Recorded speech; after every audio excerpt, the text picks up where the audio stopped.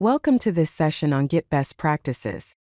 In this video, we'll cover guidelines for effective Git usage to help you and your team work more efficiently and maintain a cleaner, more organized code repository. So, why should you follow Git Best Practices? For teams, it improves collaboration efficiency, reduces merge conflicts, maintains a clean project history, and simplifies code reviews. For individuals, it's easier to track changes, simplifies the debugging process, improves workflow organization, and builds professional habits. One of the most important Git best practices is writing meaningful commit messages. Let's see some examples. A good commit message has a concise title and a detailed description.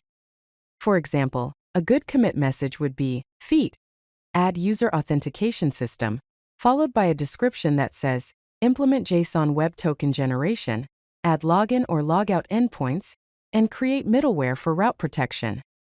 On the other hand, a poor commit message looks like fix stuff with the description, updated code.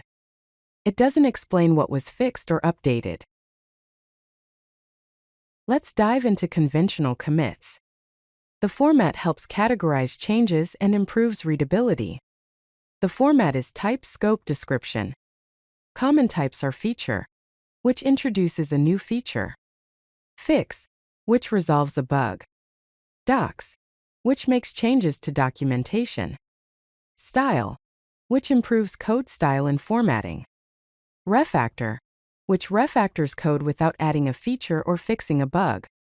Test, which adds or modifies tests. Chore, which involves maintenance tasks. Next, let's explore an effective branching strategy called Git-Flow. The key branches include the main or master branch, which contains production-ready code. The develop branch, which has the latest development changes. Feature/star, which contains new features. Hotfix/star, which is for urgent production fixes. Release/star, which is used for preparing releases. Some common commands include git checkout-b feature/login, git checkout develop, git merge feature/login, and git branch-d feature/login. Creating effective pull requests is crucial for code review. Keep your pull requests small and focused on a single task. Include clear descriptions of changes, link to relevant issues or tickets, add screenshots for user interface changes, and include testing instructions. For the pull request review process, request reviews from appropriate team members, address all comments before merging, use draft pull requests for work in progress, ensure continuous integration checks pass before merging, and use squash merging for cleaner history. Good pull requests facilitate effective code reviews and maintain code quality. Let's look at how to keep your Git history clean by rewriting it. One way to do this is with interactive rebase. Use the command git rebase-i head tilt3. In the editor, you can pick, squash, or reword commits. Use interactive rebase to combine, edit, or reorder commits.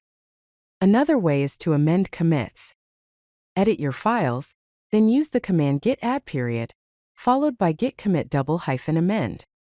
To change only the message, use the command git commit double-amend-m, followed by a new message. Only amend commits that haven't been pushed to shared branches. An important part of managing your project is an effective .gitignore configuration. Consider what files to ignore. These include build artifacts and compiled code, dependency directories such as node modules and vendor, environment files with secrets, such as .environment, IDE configuration files, such as .idea and .versus code, and log files and temporary data. An example of a .gitignore file looks like dependencies/node modules/vendor build output/dist/build, environment variables, .environment.local IDE files, /idea, /versus code. Git hooks allow you to enforce standards with automation. Some common client-side hooks include pre-commit, which can run linters, formatters, and tests. Commit message, which validates commit message format.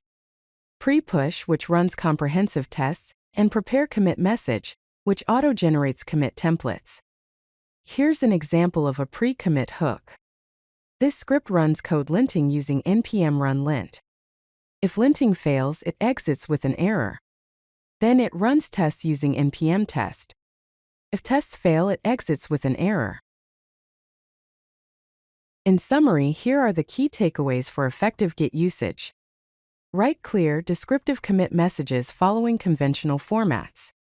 Use a consistent branching strategy like Git-Flow for team collaboration. Create focused pull requests with comprehensive descriptions. Maintain a clean commit history using rebase and amend. Configure a proper to gitignore to exclude unnecessary files. Implement Git Hooks to automate quality checks.